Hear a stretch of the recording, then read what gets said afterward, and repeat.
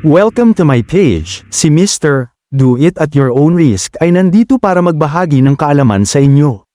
Please don't forget to follow, like and share my videos for more.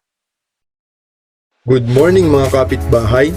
Welcome sa isa na namang bagong video tutorial. Sabi ko nga, do it at your own risk.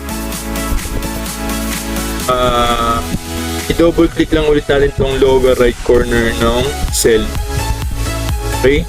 So mapapansin nyo, nagka-fill up na yung ibang cell sa ibaba. Okay?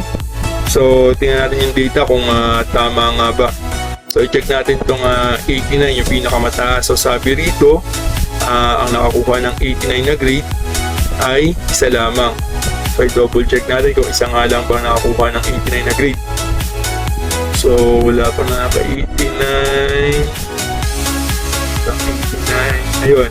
So isa pa lang naka-89. Okay, so tama naman. So isa pa para sigurado tayo. So 88. Ilan naka-88? So dalawa naka-88. So check natin.